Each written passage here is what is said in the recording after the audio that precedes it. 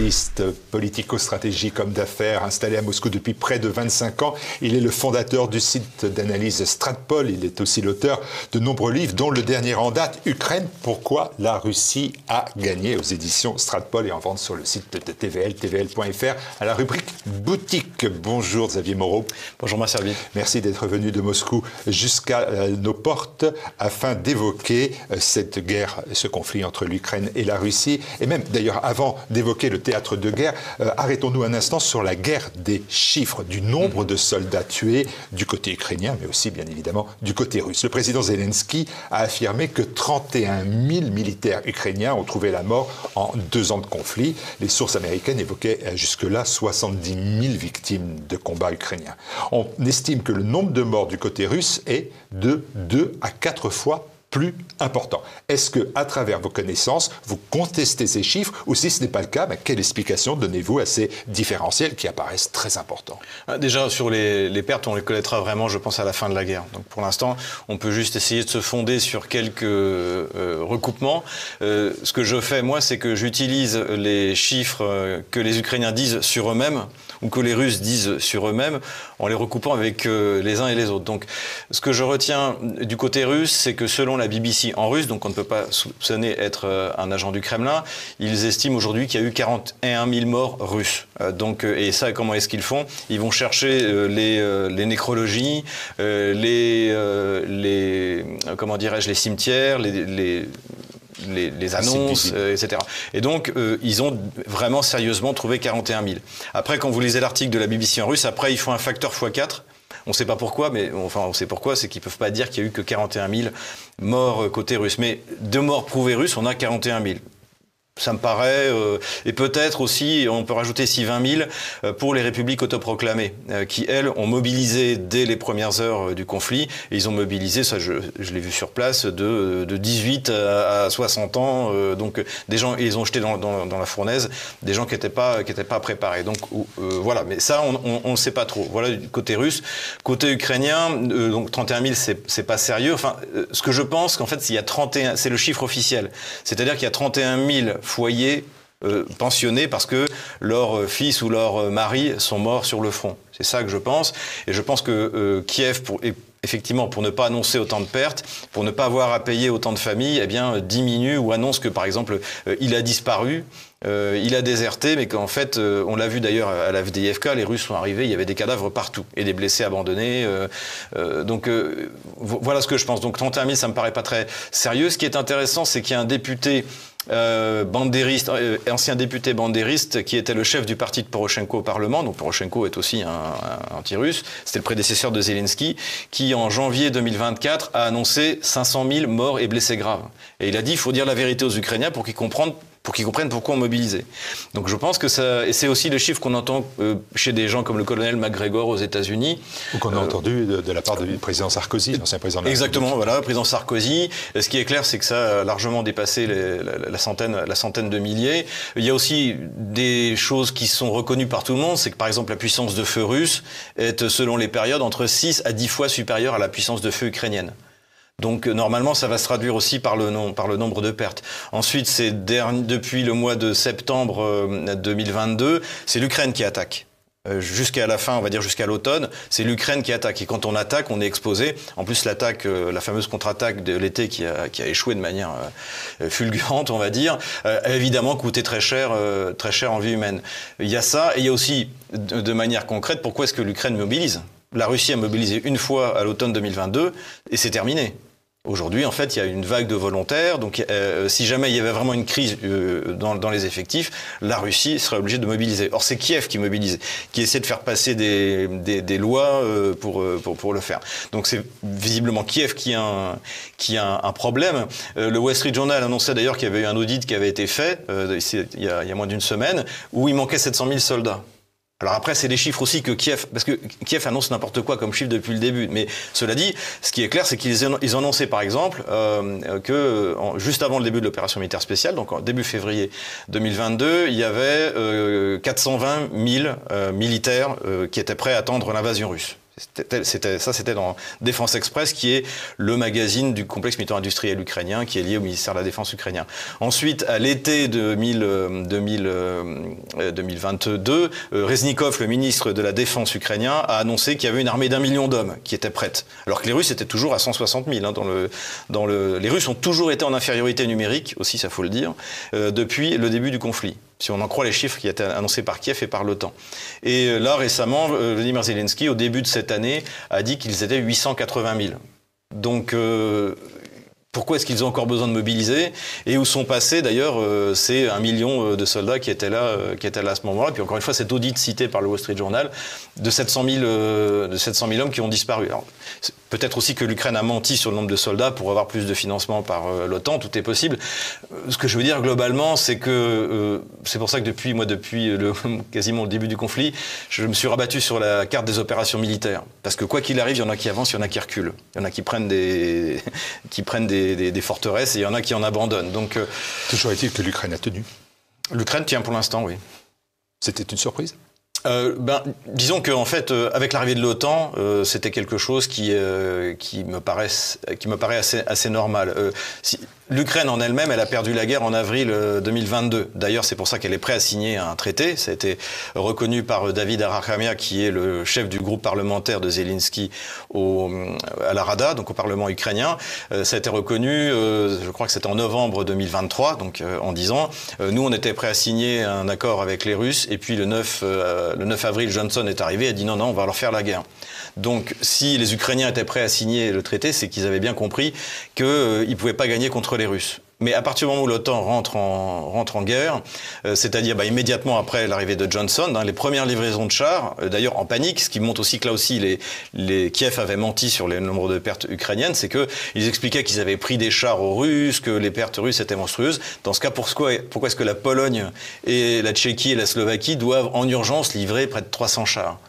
Donc là aussi, on a menti sur ces chiffres-là de manière évidente. Donc, à partir du moment où l'OTAN s'implique, et ça d'ailleurs, je ne pensais pas qu'elle s'impliquerait autant, parce qu'aujourd'hui, l'OTAN est tellement impliquée que ça fait que la défaite de Kiev, qui est inévitable depuis le début, sera aussi la sienne. On va en reparler, parce qu'on va évoquer cette guerre, bien sûr, et avant, quand même encore, les déclarations du président Macron à Bruxelles, puis à Prague, il a prononcé des propos controversés sur l'envoi possible de militaires occidentaux, donc français, sur le théâtre d'opération, c'est-à-dire en Ukraine. Alors même si le chef de l'État réfute le terme, il semble bien que nous entrons dans une logique qui est une logique d'escalade. Alors, je pense pas. Je vais vous surprendre. Moi, je crois au pouvoir rationalisant de l'atome, comme disait le général Lucien Poirier, qui était un des 4 généraux qui ont mis au point notre doctrine de dissuasion, et qui, d'ailleurs, ce pouvoir dissuasif de l'atome, rationalisant, a empêché qu'il y ait une guerre sérieuse entre l'Inde et le Pakistan. Et je pense que ce sera pareil. Et c'est ce que Vladimir Poutine essaie de rappeler à Emmanuel Macron, qui est d'une génération qui n'a connu ni les essais nucléaires, ni Hiroshima, on va dire. C'est-à-dire expliquer que 2 puissances nucléaires ne se font pas la guerre directement, parce que sinon, ça peut dégénérer. Donc c'est pour ça que l'OTAN ne fera jamais la guerre directement à la Russie. Je pense que malgré, encore une fois, le côté un peu léger d'Emmanuel Macron, c'est moins qu'on puisse dire, et d'une partie des dirigeants d'ailleurs européens, je pense que les puissances nucléaires ne sont pas prêts à en venir à l'arme ultime. Donc c'est pour ça que je pense qu'il n'y aura pas d'affrontement direct. Je pense surtout qu'Emmanuel Macron a dit ça pour des raisons intérieures, c'est faire oublier le salon de l'agriculture, et aussi pour des raisons extérieures, c'est-à-dire qu'il a la pression de Scholz qui dit, et qui a raison de le dire. Ça a été d'ailleurs ce que dit Rasmussen, l'ancien secrétaire général de l'OTAN, je lisais ça en arrivant, en disant il faudrait que la France fasse plus. Et c'est vrai que la France n'a pas donné grand-chose. Elle a donné, en disant on est les premiers à donner des chars, mais elle a donné des AMX-10 RC que les Ukrainiens ont utilisé une fois, et après ils ont compris, ils les ont mis de côté. C'est pas du tout adapté, c'est fait pour faire la guerre en Afrique, mais pas contre la Russie. Et finalement, du point de vue munitions, on peut pas faire grand-chose parce que déjà on n'en a pas assez pour nous. Ça, c'était le rapport avant le 17 février 2022 du Parlement, qui est fait par le Parlement français. Donc là, on a dit, le Cornu a annoncé triomphalement, avant on envoyait 1000 obus par mois, maintenant on va en envoyer 3000. C'est ce que tirent les Russes au petit déjeuner quand même, 3000 obus. Donc les chiffres sont là. La France a donné il y a 2 ans 1,7 milliard, 1,2 milliard un an après, et s'apprête à donner 3 milliards, plus quelques centaines de millions pour acheter des obus à l'extérieur de l'Europe. Oui, c'est rien. C'est rien. Et surtout, quand vous regardez de quoi est composé, ça a été publié par le ministère de la Défense, de quoi est composé l'aide, encore une fois, il y a des matériels qui... on a donné des VAB. C'est un crime de guerre de donner des VAB à une armée qui combat en intensité. Les véhicules de l'avant blindé, c'est des véhicules de transport de troupes qui déjà étaient complètement démodés à l'époque où je servais dans l'armée il y a 30 ans. Donc vous imaginez maintenant. Donc en fait, on a donné très peu, on a donné souvent du mauvais matériel, on a donné du bon, mais qui coûte très cher. Par exemple, le Scalp, c'est $1 million le tir. On a donné les César, mais on n'en a pas donné beaucoup. Alors ça donne un avantage dans la contre-batterie, c'est incontestable. Quelques systèmes antiaériens, d'après ce dont je me souviens, mais par rapport à l'Allemagne, par exemple, on n'a rien donné. Donc c'est pour ça que Scholz, que Rasmussen maintenant met la pression à Macron. Et comme Macron, de toute manière, l'armée française lui dit écoutez, on peut rien donner en plus, on est en slip. Eh bien, il parle, il fait du Macron, donc c'est-à-dire qu'il dit dans ce cas on va envoyer des troupes au sol, etc. Alors tout le monde dit non, on veut pas, vous n'allez pas faire ça. Si vous voulez, la réalité, c'est que l'Ukraine perd la guerre.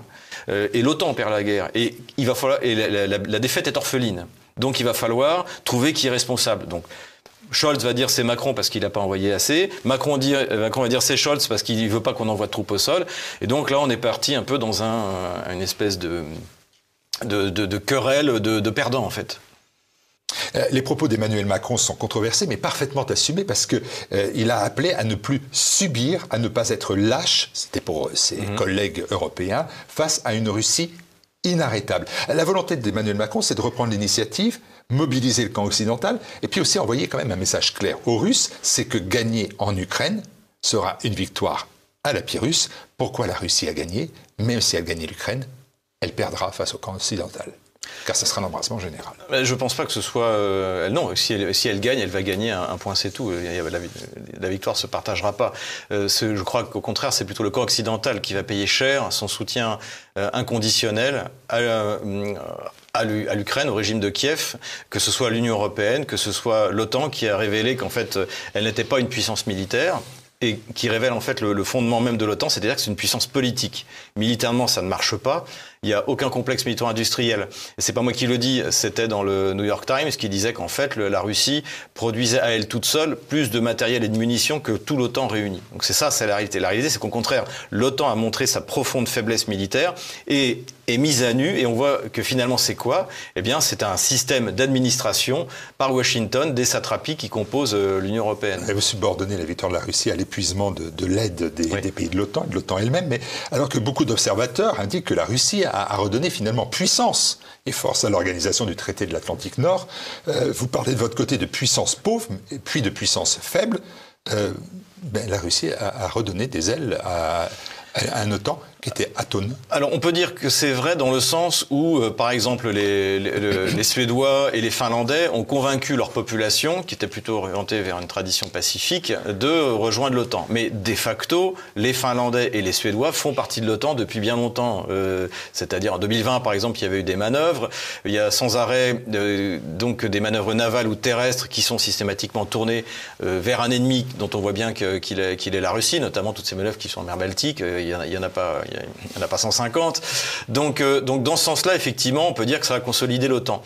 Mais le problème, c'est que si vous regardez, par exemple, en Suède, la campagne qui a été faite pour convaincre la population qu'il fallait rentrer dans l'OTAN, on lui expliquait ça nous permettra de baisser le budget militaire. Donc c'est pas forcément ce qu'attendait notamment quelqu'un comme Donald Trump qui vient de remporter les primaires, hein, on peut le dire maintenant. Donc je pense que là pour le coup c'est une victoire à la Pyrrhus, c'est-à-dire oui ils ont pris 2 membres supplémentaires, mais de toute manière encore une fois l'OTAN est une puissance nucléaire, donc elle n'attaquera pas la Russie. Et en revanche ça a révélé l'extrême faiblesse militaire et économique de l'Occident face à la Russie quasiment seule.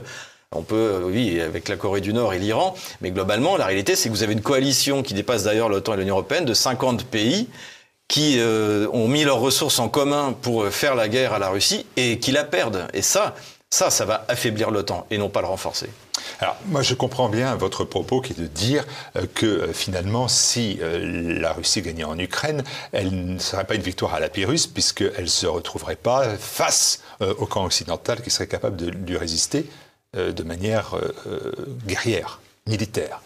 Mais dans l'avant-propos de votre ouvrage « Ukraine, pourquoi la Russie a gagné », vous rappelez que dès juin 2022, vous aviez acquis la certitude que la Russie l'emporterait. Vous l'aviez dit d'ailleurs sur TV Liberté. Ça avait suscité bien évidemment un important débat. Et pourtant, à nouveau, est-ce que ce n'est pas présomptueux d'affirmer que la Russie a gagné cette guerre? Et puis, après tout, je vous prends au mot, si c'était le cas, je vous pose ces questions. À quel prix? Quand? Et pour quel résultat? Alors, à la première question, en fait, ce que j'ai fait, c'est que j'ai fait un calcul des potentiels. Potentiel de l'OTAN, potentiel de la Russie. Et je suis arrivé à la conclusion, et donc après, avec le livre, je rentre dans le détail. Mais je vais vous dire, en fait, la raison fondamentale pour laquelle la Russie va l'emporter. C'est qu'on n'enverra pas de soldats.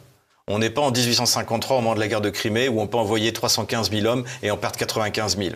Et c'est ça, je dirais, le sens intéressant de ce qu'a dit Emmanuel Macron, c'est ça, c'est qu'en fait, finalement, il ramène les choses à leur juste mesure, c'est-à-dire on n'enverra pas de soldats. La France d'aujourd'hui n'enverra pas des dizaines de milliers de Français mourir en Sibérie ou sur la steppe ou dans la steppe plus proche, dans la steppe ukrainienne. Voilà, en Sibérie si jamais ils se faisaient capturer.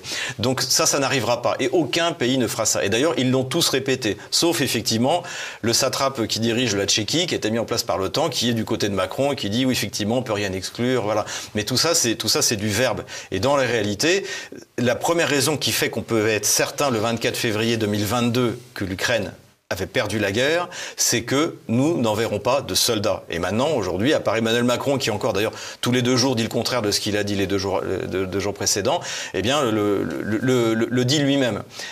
Ensuite, à quel prix? Mais la Russie, pour l'instant, a fait un énorme bénéfice. L'idée de Washington et de Londres, essentiellement, c'était que la Russie allait s'épuiser économiquement, démographiquement, qu'il y aurait là, la Russie a donné 2 millions de passeports aux habitants donc ex-ukrainiens des régions qui ont récemment été conquises. À terme, on estime aujourd'hui qu'il y a 6,5 millions d'Ukrainiens qui habitent en Russie.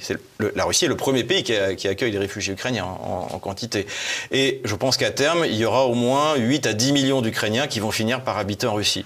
Donc, ce qui devait être une catastrophe démographique pour la Russie est en fait un énorme bénéfice. Et si la Russie atteint ne serait-ce que ses buts officiels, c'est-à-dire les 4 régions dont elle contrôle de tout parti aujourd'hui, c'est parmi les régions les plus riches. Elle contrôle totalement la mer d'Azov, le premier port industriel ukrainien qui est ex-ukrainien, qui est Mariupol. Et je pense, moi, à terme, ils iront jusqu'à Odessa. Donc, c'est-à-dire que la Russie finira la guerre contre l'OTAN avec le contrôle complet de la Nouvelle-Russie et le contrôle d'accès sur la mer Noire, Odessa, Mariupol et toute la partie industrielle que l'Empire russe puis l'URSS ont légué à l'Ukraine telle qu'elle a obtenu son indépendance en 1992. Je vous cite, la Russie n'a plus besoin de l'Europe et s'y intéresse de moins en moins. L'Europe, au contraire, a plus que jamais besoin de la Russie. Mais c'est pas du tout ce que disait Vladimir Poutine, hein. Moi, j'ai des propos d'avril 23, donc c'est quand même une année, au moment où le rouble était au plus bas niveau. Le président russe a reconnu que les sanctions européennes, internationales, avaient des conséquences négatives à moyen terme sur l'économie russe. On ne peut pas dire qu'il n'y a pas des résultats, et des résultats négatifs, si j'en crois Vladimir Poutine. Il se trompe. Non, les sanctions, de toute manière, même en 2014, les sanctions ont eu un effet immédiat qui a provoqué de l'inflation en Russie. 2 ans après, la Russie avait réformé son agriculture et est devenue aujourd'hui une puissance exportatrice, par exemple, de viande de porc, alors qu'elle était importatrice. Elle a développé tout son secteur agricole et en plus de son secteur agricole, le secteur des machines agricoles. Et donc, c'est pour ça que j'avais dit, ça avait également choqué en 2022, Vladimir Poutine voulait les sanctions. La Russie est un pays extrêmement riche.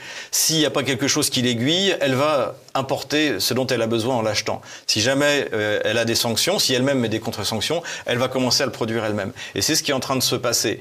Et d'autant plus, c'est que si vous regardez, par exemple, comment dirais-je, les sanctions, qu'est-ce qui fait mal à la Russie? Ce qui aurait pu lui faire mal, c'était qu'il y avait l'Europe n'achetait plus les hydrocarbures russes. En fait, la Russie a sans problème trouvé de nouveaux acheteurs. Pourquoi? Parce qu'évidemment, je pense que ça a échappé à nos ministres des Finances, à nos génies comme Bruno Le Maire, c'est qu'aujourd'hui, il y a des économies qui sont en train de décoller en Asie, qui ont des besoins d'énergie gargantuesques. Donc aujourd'hui, les 2 principaux clients des hydrocarbures russes, du pétrole russe, c'est la Chine et l'Inde. Et vous continuez à acheter du carburant, simplement il est plus transformé dans les raffineries françaises ou allemandes, mais dans les raffineries indiennes. Mais le diesel que vous consommez ou l'essence, c'est du carburant russe. Ensuite, la seule sanction qui pose un problème structurel à la Russie, c'est les semi-conducteurs. Et notamment tout ce qui est basse nanométrie. Et ça, c'est pas une sanction c'est pas du matériel européen. C'est qu'en fait, on interdit, c'est-à-dire Washington interdit à Taïwan et à la Corée du Sud et à ses propres fabricants de semi-conducteurs d'en donner à la Russie. Donc c'est même pas ce que nous, Européens, on exporte vers la Russie, c'est parce que on interdit aux autres de le faire. Et ça aurait pu marcher si la Chine n'avait pas été là. Mais la Chine a très bien compris où était son intérêt. Là aussi, c'est une erreur d'appréciation fondamentale des dirigeants occidentaux. Et finalement, la Russie, là aussi, s'en sort très bien. Et fabrique, elle aussi, des semi-conducteurs, alors qui n'ont pas la basse nanométrie et la très basse nanométrie qu'on peut trouver à Taïwan ou à Séoul, mais qui suffisent, par exemple, pour mettre dans un missile, ou dans une voiture, ou dans un véhicule. Et en plus, de toute manière, écoutez, la Russie est un pays trop grand pour être isolé. Si vous regardez les pays limitrophes de la Russie, vous avez des pays d'Asie centrale qui, tout d'un coup, ont multiplié par 5 leur importation de pièces détachées de Mercedes. Est-ce qu'il y a eu un achat brutal, je sais pas, en Kirghizie ou au Tadjikistan de Mercedes? Bien sûr que non. On peut pas isoler un pays comme la Russie. Et donc pourquoi la Russie a gagné? Notamment parce que les élites occidentales avaient non seulement une méconnaissance profonde de la situation en Russie, notamment économique, mais même du monde. Encore une fois, les sanctions sur les hydrocarbures sont révélatrices. Ils pensaient vraiment que le deuxième exportateur de pétrole au monde n'allait pas trouver des clients de remplacement. Et tout ça, en plus, cette instabilité qui a été créée sur les marchés des hydrocarbures a augmenté les prix, donc la Russie gagne encore plus d'argent. Et là encore, c'était dans Bloomberg la semaine dernière, augmentation drastique des revenus pétroliers de la Russie, parce que en fait, il y a une instabilité sur le marché qui est créée par les sanctions, parce que aussi, contrairement à ce qu'on imaginait, l'Arabie Saoudite se met d'accord avec la Russie pour réduire la production, pour maintenir les prix élevés. Donc voilà. Donc pour l'instant, le bilan tel qu'on peut l'imaginer. Alors après, peut-être qu'il va se passer quelque chose que je n'ai pas prévu, mais pour l'instant, quand on voit le rapport de force sur le terrain, le rapport de force économique, je ne vois même pas comment la Russie pourrait perdre. Dans cet ouvrage, Ukraine, pourquoi la Russie a gagné, il y a encore des propos qui vont soulever le débat, la controverse, comme on dit aujourd'hui, la polémique. Est-ce que vous développez une notion quand même qui tient d'une vision idyllique ou alors de la propagande? Vous allez me dire d'ailleurs, pourquoi le peuple russe a gagné? Je cite, dans les villes comme Mariupol ou Melitopol, les Russes ne sont pas accueillis comme des occupants, mais comme l'arrière du peuple, l'armée du peuple, pardon, dans le cadre d'une guerre civile à laquelle il faut mettre fin. En fait, Mariupol, ça j'ai pu le constater de mes... C'est la propagande, Xavier. Non, c'est la vérité. Mariupol, j'ai pu le constater de moi-même. J'ai vu d'ailleurs, je suis allé à Mariupol lorsque la ville venait de tomber. Alors il y avait encore quelques îlots de résistance, mais on n'entendait plus aucune canonnade. Donc c'était en mai 2022. Et ensuite, j'y suis retourné en décembre 2000. Oui, mais elle est reconstruite. Elle est reconstruite, elle est en train de repartir et l'industrie reprend. Donc les Russes sont chez eux et les habitants de Mariupol sont des Russes. Ou peut-être certains d'origine serbe ou grecque, puisque à l'époque, effectivement, où l'Empire russe a récupéré ces territoires, ils l'ont peuplé avec les peuples persécutés de l'Empire ottoman. Donc c'est pour ça que vous avez notamment beaucoup de noms en pôle, parce que police, Mariupol, Melitopol, etc. Et surtout, ce qui est caractéristique, c'est l'absence quasi complète d'actes de guérilla, de résistance. Il y a plus d'actions terroristes sur le territoire russe d'avant 2022 que vous en avez, par exemple, dans une ville comme Melitopol, comme Mariupol, tout est sous contrôle. Encore une fois, en décembre 2022. Et pourtant, là, depuis, ça a encore progressé. C'était il y a plus d'un an. Je suis allé interviewer Denis Pouchiline, maintenant le gouverneur de la région de Donetsk, et c'était parfaitement calme, et ça construisait dans tous les sens. Et même maintenant, dans la presse allemande ou dans la presse anglo-saxonne, vous avez des reportages sur Mariupol et les gens... Et je vais encore vous donner un exemple. Et là, on était tout au début du conflit, lorsque la Russie s'empare de la moitié de la région de Zaporozhye. Il y a un journaliste de CNN, je le cite dans mon livre, il est sur la ligne de front, et donc il y a des mouvements dans un sens et dans l'autre de la population. Et il reconnaît lui-même que l'essentiel du mouvement, c'est des gens qui viennent de la zone de Zaporozhye, encore occupée par l'armée ukrainienne, qui vont vers la zone russe. Donc ils ont très bien compris où était leur patrie. Et leur patrie, encore une fois, dans toute cette zone qui s'appelle la Nouvelle-Russie, de Kharkov jusqu'à Odessa, c'est la Russie. C'est la Russie historiquement, c'est la Russie de facto, et ce sera bientôt la Russie de jure. En tout cas, personnellement, moi je l'espère. Vous avez toujours œuvré pour la liberté des nations européennes. Oui. Et là, cette fois-ci, vous subordonnez cette liberté à la défaite de l'Ukraine, son peuple? À la défaite de l'OTAN. La défaite de l'OTAN. En fait, si vous voulez, Zelensky est allé rencontrer Biden aux États-Unis, c'était à la fin de l'année 2022, et donc après les deux contre-offensives réussies, même si elles étaient limitées de Kiev, et il a dit à Joe Biden, notre victoire sera la vôtre. Et j'ai dit, c'est très bien, il lui a pas fait un cadeau. Donc la défaite de l'Ukraine sera celle de l'OTAN, sera celle de Washington. Et c'est pour ça que j'espère que cette défaite, un peu comme la défaite de la Russie contre le Japon, a généré une révolution, même si elle a échoué. La défaite de Napoléon III contre la Prusse a généré un mouvement, a renversé un régime. J'espère que la victoire et l'humiliation que va subir l'OTAN, donc l'hégémon américain, et l'Union européenne face à la Russie, seule contre eux tous, va générer en Europe, et y compris en France, je vois surtout des choses qui bougent en Allemagne davantage qu'en France, mais j'espère que ça va générer des forces qui vont vouloir retrouver leur liberté. C'est pour ça que je compare ça, quand Sparte a battu Athènes, à la fin de la guerre du Péloponnèse, Sparte n'a pas battu Athènes pour libérer les cités grecques de la Ligue de Délos, mais ça a été la conséquence. Et j'espère que la défaite de l'hégémon américain face à la Russie va réveiller la soif de liberté qui est traditionnelle chez les peuples européens. Merci Xavier Moreau d'être venu à nouveau de Moscou pour cet entretien sur TV Liberté. Ukraine, pourquoi la Russie a gagné? Eh bien, c'est un ouvrage qui va faire à nouveau débat et polémique, mais vous y êtes habitué. Vous aimez ça d'ailleurs? J'adore ça. Ben voilà. Merci à vous.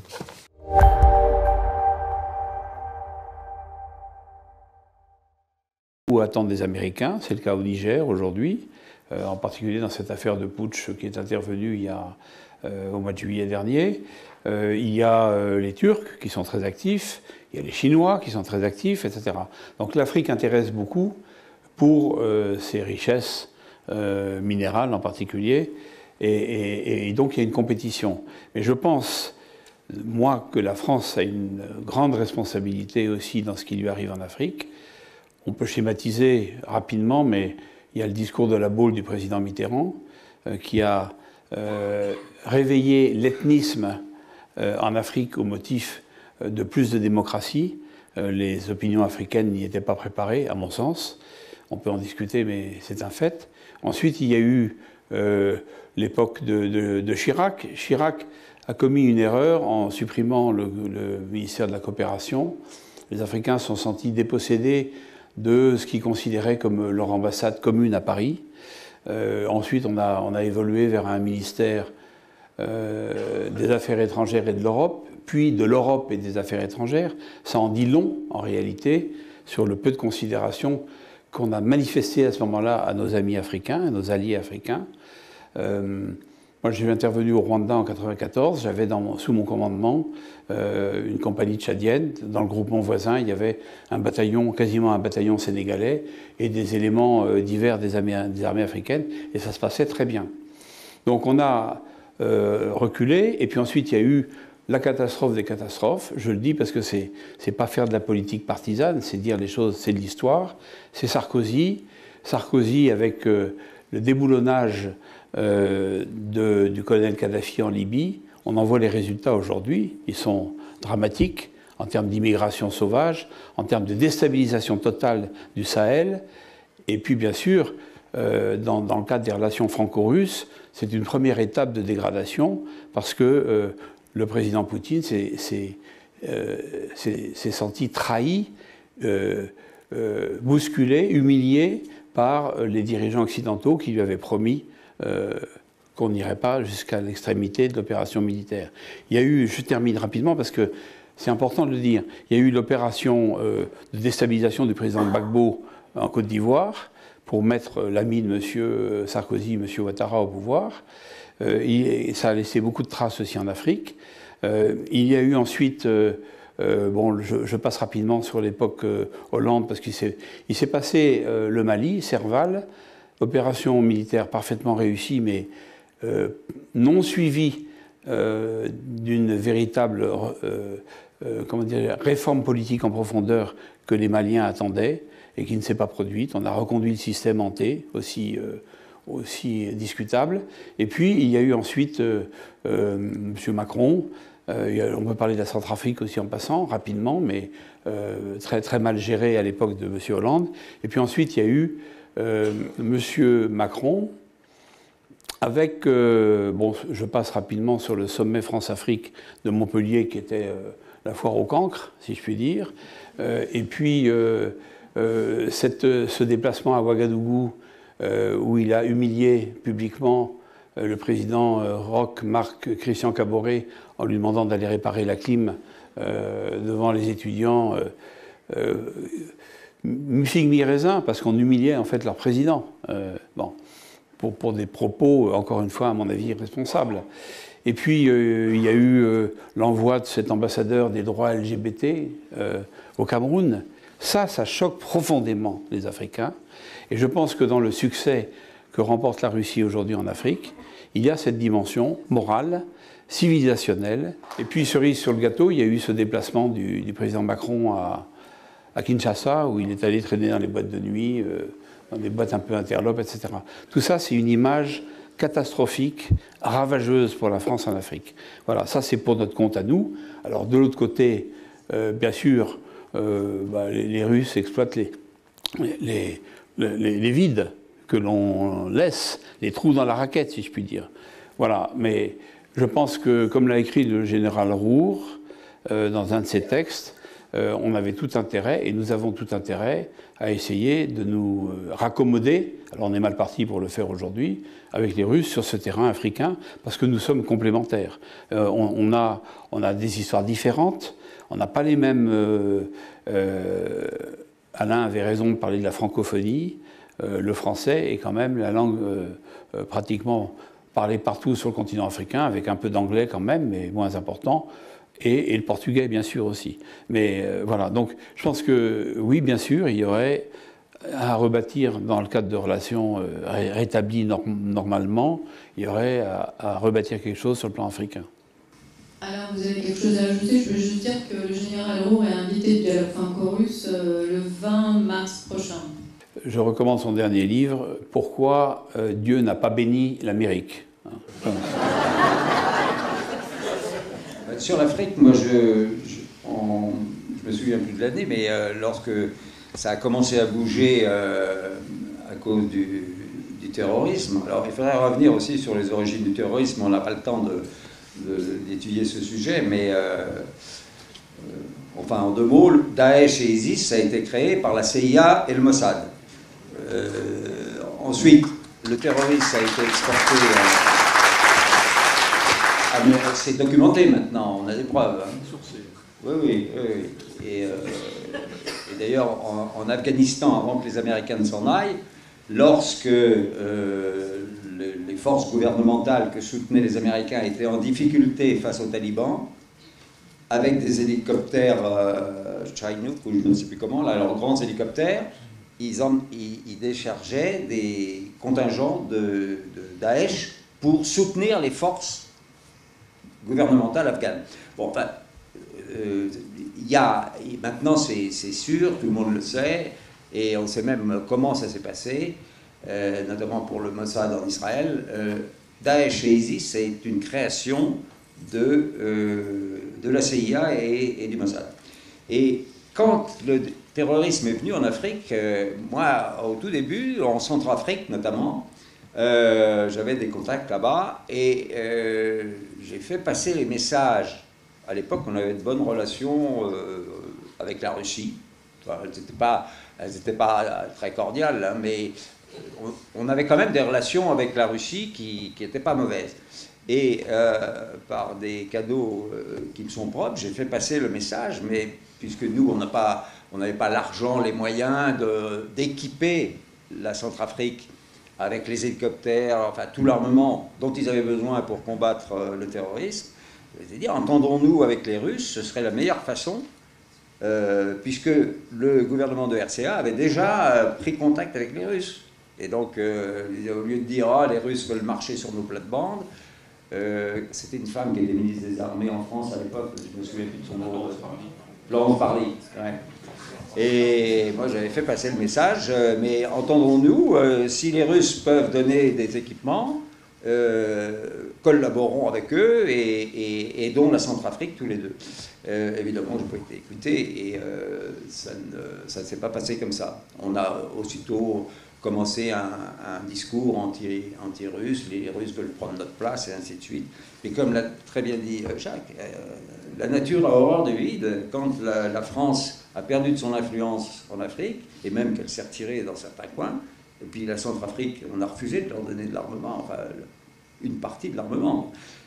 Quand il y a un vide, eh ben, la Russie, naturellement, ou d'autres, mais les Centrafricains, les Maliens, sont eux qui sont allés, qui se sont tournés vers la Russie parce que ils ont besoin d'aide. Et voilà, donc la présence russe en Afrique. Alors, je suis aussi d'accord avec Jacques, c'est que nous, on a quand même des Africains, comme on les appelle, hein, au Quai d'Orsay et dans les armées, qui sont des connaisseurs de l'Afrique dans ses profondeurs, qui ont des liens d'amitié avec plein d'Africains, ce que n'ont pas les Russes.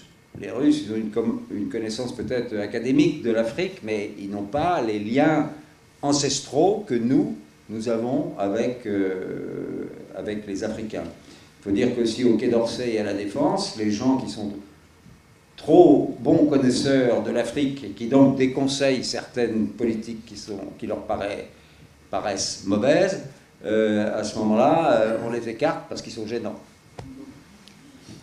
Pour revenir à la relation franco-russe, qui reste de la relation franco-russe, Jacques, vous décrivez dans votre livre, vous parlez de la déception successive de la Russie. Quelle est la plus grande déception, d'après vous, de la Russie par rapport vis-à-vis de l'Occident, aujourd'hui?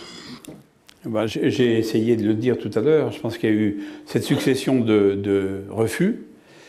Et puis, après les refus, la période des trahisons, ou ressenties comme telles. Je pense donc, j'ai cité le cas de la Libye tout à l'heure. Et puis je pense que la cerise sur le gâteau, c'est les derniers événements, c'est-à-dire la publication par la presse française d'un entretien confidentiel entre deux chefs d'État l'an dernier, entre M. Macron et le président Poutine, qui sort dans la presse ouverte avec des commentaires sur les réseaux sociaux, etc. Je pense que là, c'est la goutte d'eau qui a fait déborder le vase, je pense, pour le président Poutine. Parce que comment voulez-vous avoir confiance après envers quelqu'un avec qui vous n'êtes pas forcément d'accord? Il peut y avoir des discussions animées, etc. Mais si vous avez le sentiment que pour se faire valoir pour des raisons de politique intérieure, il va aller raconter ce qui est strictement confidentiel et qui relève d'une conversation entre deux chefs d'État qui n'a pas à être exportée sur la place publique. Donc ça, voilà, à mon avis. Puisque la déception est là, les désaccords sont là, on est un désaccord total sur tous les sujets, on est quand même dialogue franco-russe, on reste toujours positif, puisque... non mais pas vous et nous, hein. Non, pas vous, pas nous. Nous, on est toujours en accord, effectivement. Il y a beaucoup de Français, membres du dialogue franco-russe, Français que vous connaissez, Français, comme vous dites, de la France profonde, qui veut... En fait, les gens ne veulent pas cette guerre. Ils ne sont pas prêts à envoyer leurs petits-enfants ou enfants sur le front en Ukraine pour battre pourquoi. Mais ça sera peut-être ma dernière question, et après on va passer au public. Qui va siffler la fin? Et quand? Nul n'est prophète. Je ne sais pas si tu veux dire quelque chose, Alain, mais nul n'est prophète.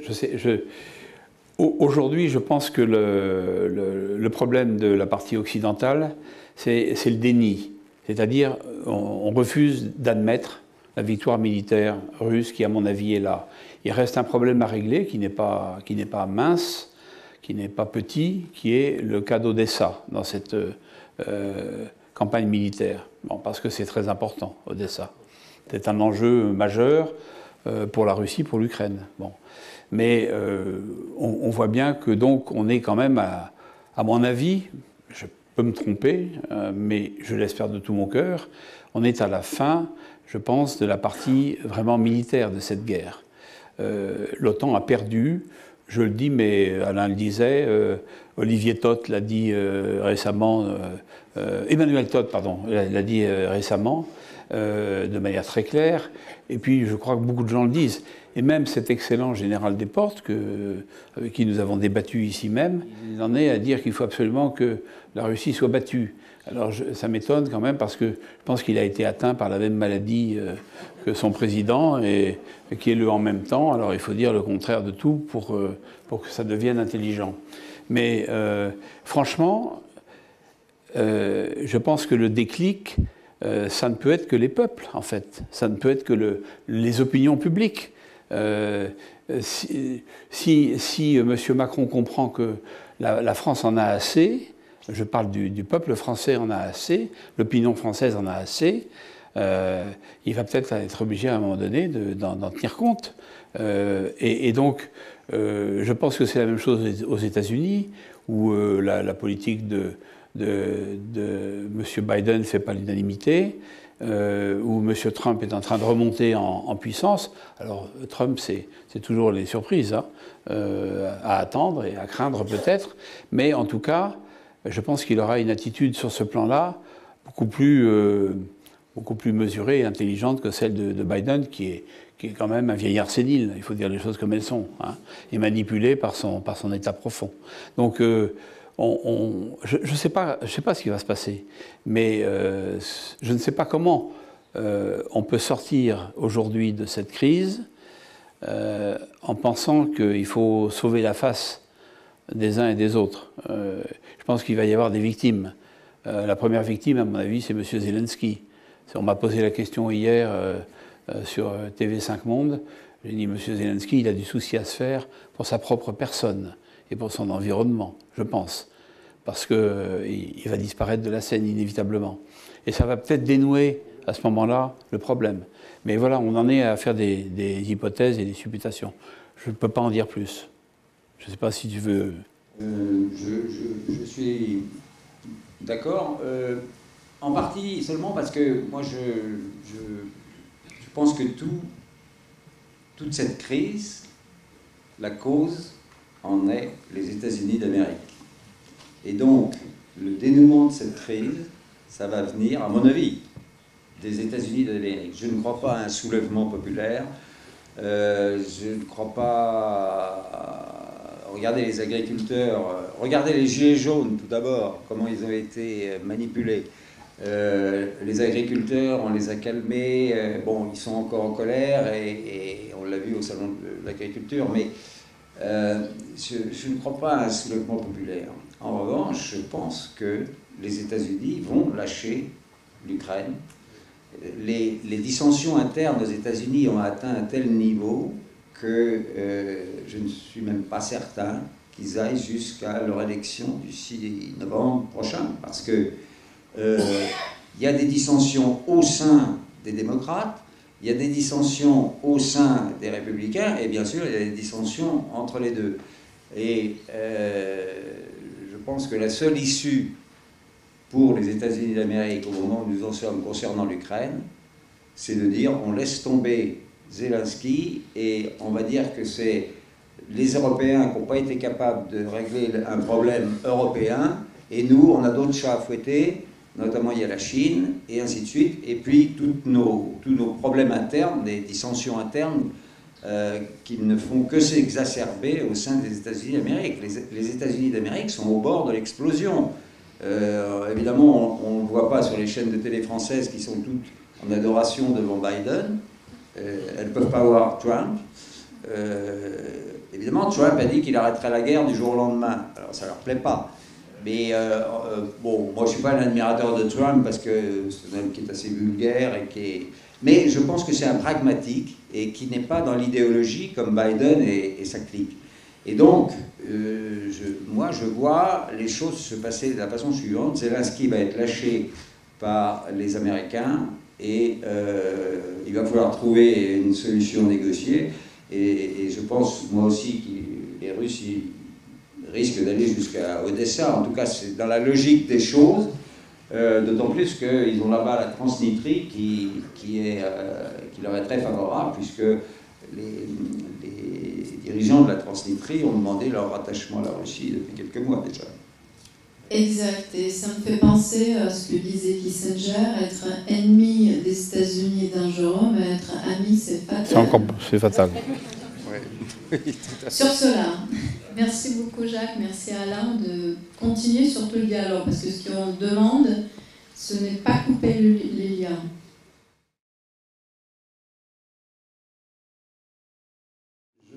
D'emblée, je vais vous dire qu'il faut exprimer vos opinions et rejoindre d'autres qui ont les mêmes opinions. Il y a des petites organisations, voire des partis politiques qui se créent et qui expriment.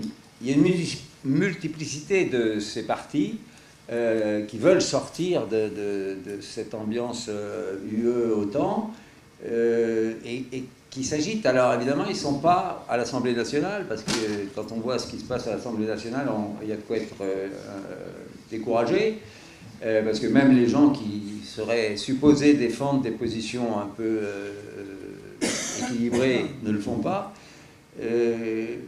Moi, c'est pour ça que je suis un peu pessimiste, c'est que je ne pense pas à un soulèvement populaire, et en même temps, je ne pense pas à un changement de politique par un processus électoral. Je suis convaincu que tous les processus électoraux qui sont produits jusqu'ici ont été manipulés et que... et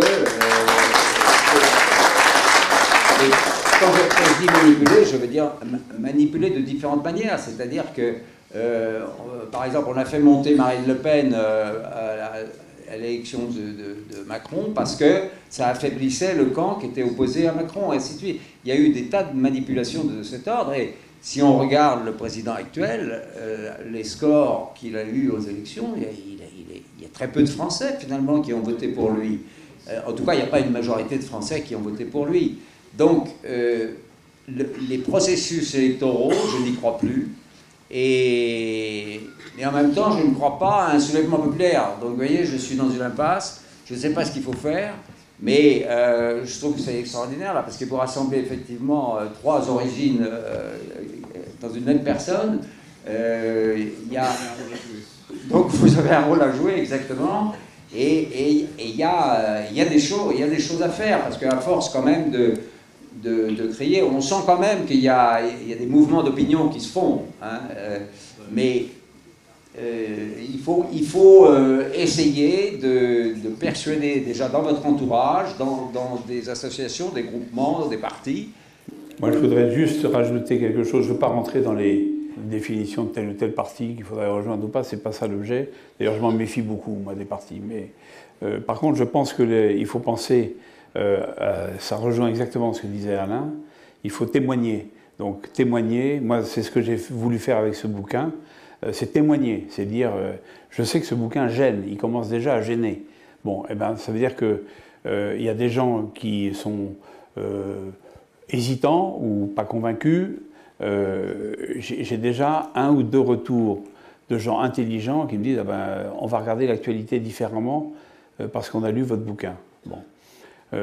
Ça c'est important, il faut témoigner. Donc témoigner dans son environnement, comme le disait Alain, environnement professionnel, familial, même si ça suscite des discussions animées, etc. Je pense qu'il y a une espèce de travail à la base. Il y a les élections locales, il y a la mairie de son village, ou de son quartier, ou de son arrondissement, etc. Il faut écrire à son député. Il faut écrire à son maire, il faut, chaque fois qu'on n'est pas d'accord, il faut marteler.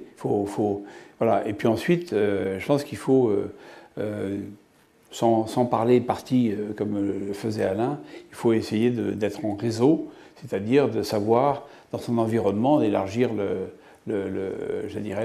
l'escargot au fur et à mesure, pour savoir sur qui on peut compter, pour organiser une conférence, pour faire venir quelqu'un qui va parler, etc., etc. Dans les universités, dans les écoles, dans les associations locales, etc. Je pense que c'est comme ça qu'on peut faire peut-être bouger l'opinion. Alors la révolte populaire, je ne sais pas, on a vu effectivement comme les gilets jaunes ont été cassés dans leur élan, mais il n'est pas impossible que demain, vous savez, ces choses-là sont difficilement prévisibles. Mais on ne peut pas compter dessus a priori. Je veux dire, il faut faire un travail de capillarité, il faut aller au contact. Hein. Et donc c'est vrai pour tout le monde, pour chacun d'entre nous. Hein. Dire quand on n'est pas d'accord, l'écrire, le faire savoir, et de manière posée, intelligente, argumentée, etc. Mais voilà.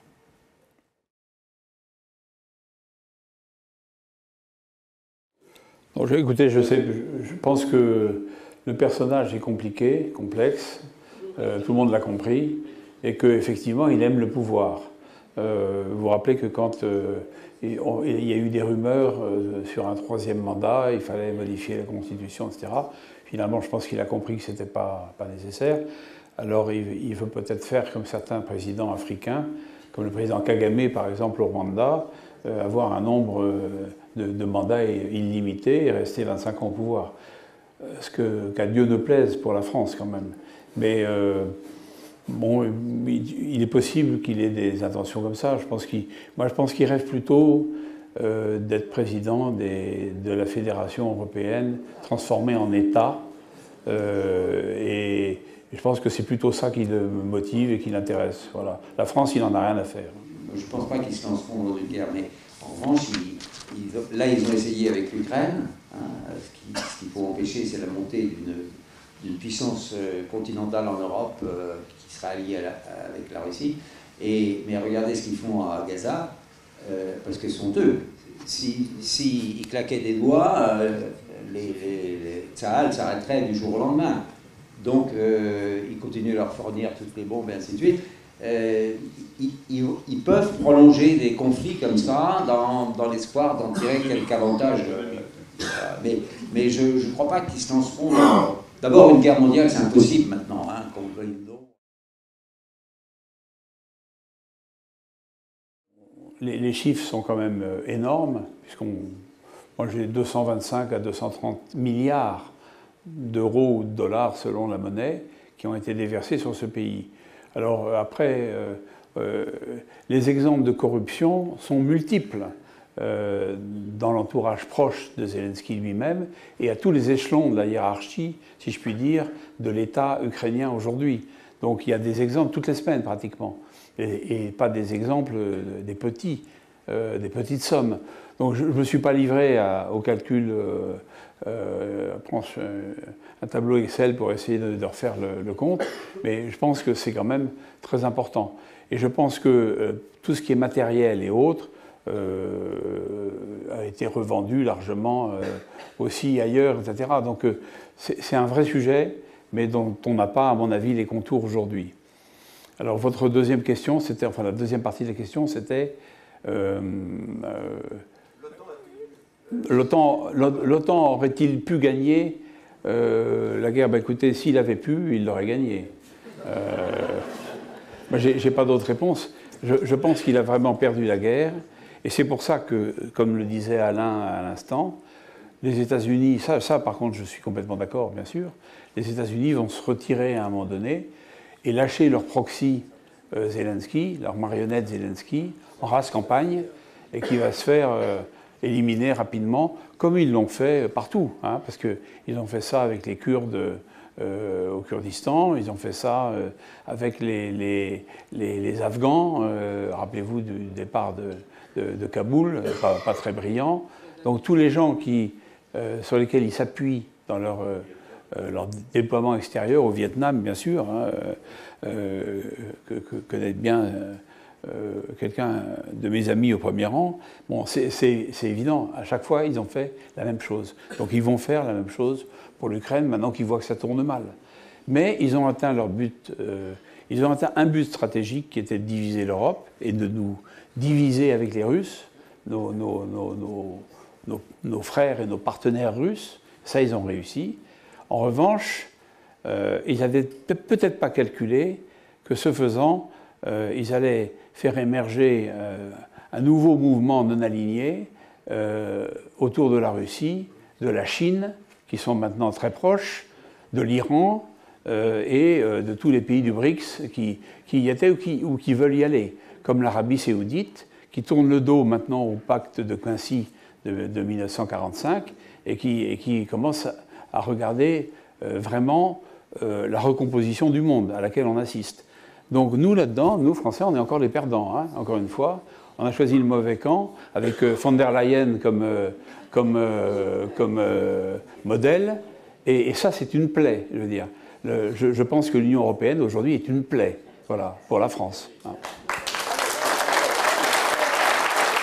Sur la question que vous avez posée, sur l'armement de l'Ukraine, les responsables américains ont reconnu récemment que 65% des dollars, des millions de dollars ou des milliards de dollars qui ont été envoyés en Ukraine reviennent dans l'industrie militaire américaine. Et donc, c'est ainsi qu'ils expliquent, et d'ailleurs c'est ce qu'ils disent en ce moment au Congrès pour essayer de convaincre le Congrès d'accepter les 61 ou 63 milliards que réclame Biden.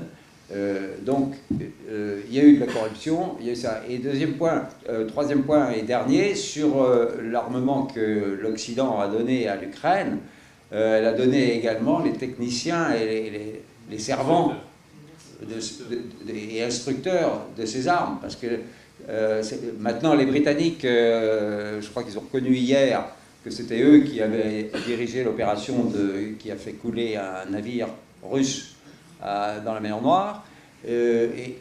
C'est un exemple, mais il est absolument certain que les Ukrainiens n'avaient pas les personnels formés pour servir tous ces matériels sophistiqués. Et donc, il y a des équipes américaines, britanniques beaucoup, polonaises et autres. Les Français. Je ne sais pas. Ça, c'est un débat. C'est un débat qui a animé d'ailleurs les relations franco-russes il y a quelques semaines. Hein. Très honnêtement, je pense que il y a des anciens militaires français, ça il y en a, et il y en a peut-être pas des centaines, hein, mais il y en a au moins quelques dizaines. Et puis il y a certainement aussi quelques instructeurs, comme l'a dit Alain, pour des systèmes barres particuliers qu'on donne et sur lesquels il faut bien former les servants sur place. Donc oui, je pense, on n'en parle pas, c'est un peu tabou, mais je pense qu'il y a effectivement probablement quelques militaires français déployés.